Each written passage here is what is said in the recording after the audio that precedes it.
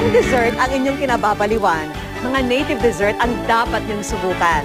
Mula sa itsura hanggang sa panlasa, hatid dito ang dining experience na kakaiba. Wala na atang masasarap pa sa kainang may sweet ending. Ang panghimagas daw kasi importante pantanggal umay at lansa at higit sa lahat, nakakapagpasaya pa. Kaya naman saan mang dako ng Pilipinas may ipinagmamalaking panghimagas. At ang good news, hindi lang natin sila titikman, aalamin din natin kung paano sila ginagawa. Kaya sa tinaguriang food basket ng Pilipinas, una naming dinayo ang Pampanga para sa isang natatanging dessert hatid ng sikat na food historian na si Atching Lilian Borromeo.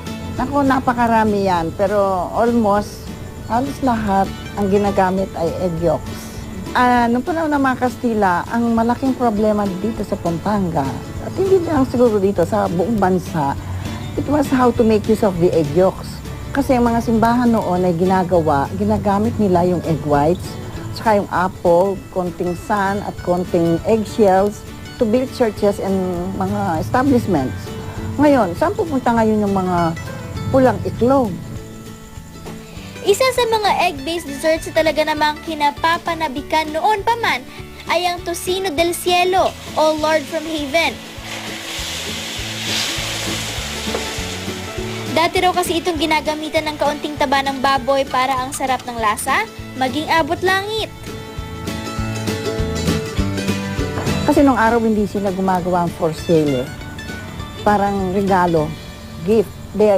Binibigay ang parang regalo sa fiesta, sa birthday, kung may occasion. Yan, gumagawa na sila ng Tocino del Cielo. Bagamat nagmula sa mga Kastila, binago naman daw natin mga Pinoy ang recipe para maging swak sa ating panlasa. Bukod kasi sa usual na itlog at asukal, hinaluan natin ito ng kaunting butter para maging mas rich at creamy. Hawig ito sa leche flan, pero ang malaking kaibahan, wala itong gatas.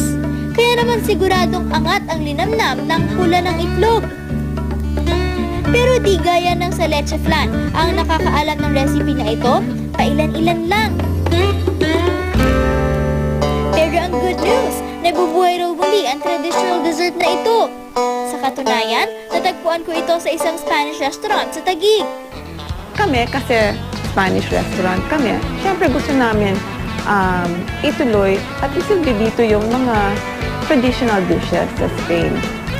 So, yun. At saka naman, sa atin naman, ang mga Filipino, wala na nila na merong Tocino del Cielo. Parang special dessert yun. At ang good news pa, ibinahagi nila sa akin ang recipe. Excited na ako matikman to, pero kailangan muna nating matuto kung paano siya gawin. Kailangan lang ng itlog at syempre, ang asukal. First step, kailangan i-separate ng egg yolk sa egg white. Marunong ako nito, nakikita ko to sa TV.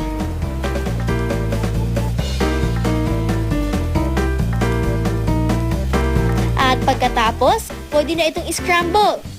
Second step, i-prepare nyo na yung syrup at water, i-mix nyo, tapos i-heat nyo ang pinaghalong asukal at mainit na tubig ang magiging syrup ng ating dessert. Tapos ipo-pour na natin itong syrup na gawa sa sugar at water. Tapos after mong i-beat, meron kang option na maglagay ng lemon peel at daya peel, or kung gusto mo vanilla, pwede rin.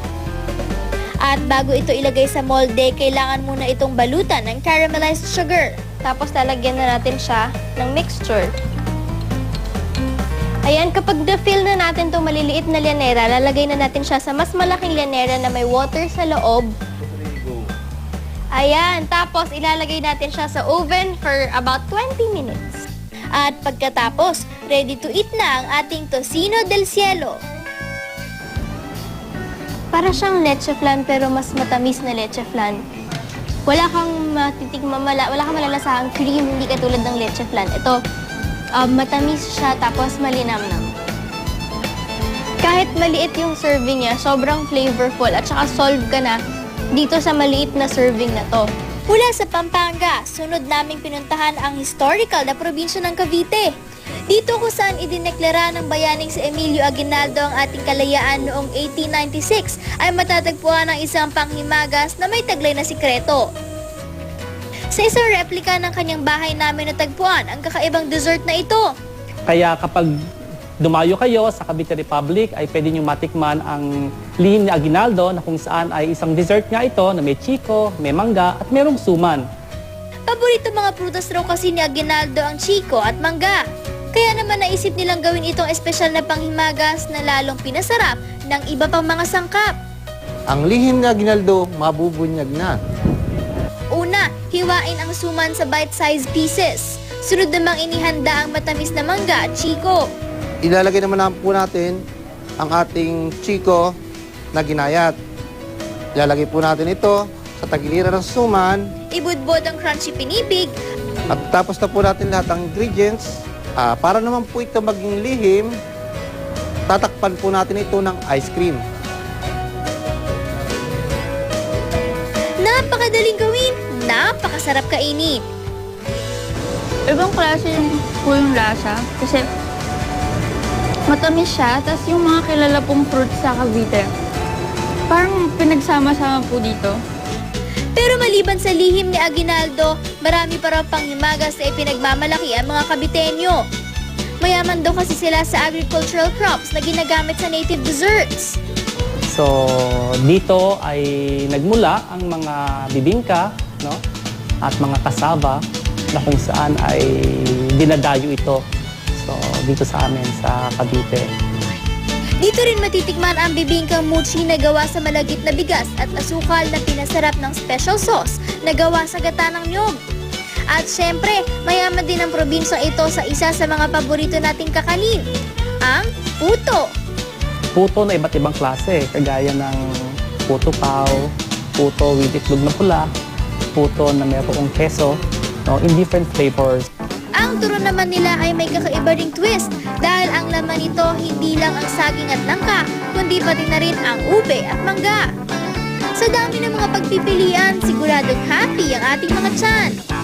Sa bandang Kabisayaan naman, isang panghimagas ang buwibida. Sa tubong Misamis Occidental na si Chef Hasep Go na eksperto rin sa mga panghimagas, ituturo sa atin ang dessert na nagmula pa sa Leyte, ang binagol.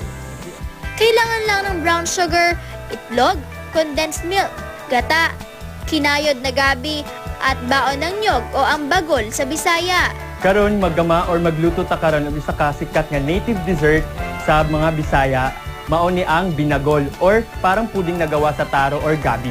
I-steam muna ang dahon ng saging na gagamiting pambalot sa binagol. Ayan, so niluluto po natin or dinadaan po natin sa apoy yung dahon ng saging para madali po natin siyang i-bend para hindi po siya madaling mag-break pag once na binalot po natin dun sa bagol. At the same time, parang sterilize na rin natin yung dahon ng saging. Kailangan lang po natin ng casserole or mas okay yung palayok or clay pot. So combine lang natin yung gata, brown sugar, and taro. Or pwede rin po yung kalamay kasi yun talaga yung mas ginagamit ng mga Bisaya, yung kalamay. Okay, yung coconut or yung mga niyog, sobrang sikat yan sa mga Bisaya. Halos lahat ng mga dessert, meron talaga yung niyog. Kahit yung mga ulam, kasi yun yung marami talaga kami. Kahit sa ang bundok, meron kaming niyogan.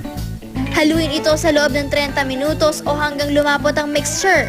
Tapos, pag medyo malapot na po yun, ayan, so pwede na po natin ilagay yung condensed milk.